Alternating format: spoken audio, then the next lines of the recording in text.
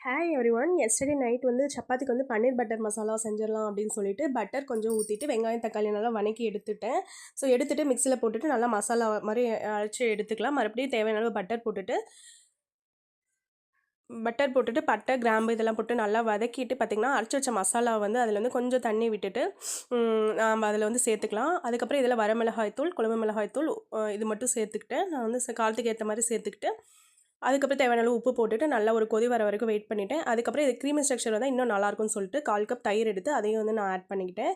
So ரொம்பவே சூப்பராக இருக்கும் டேஸ்ட்டு.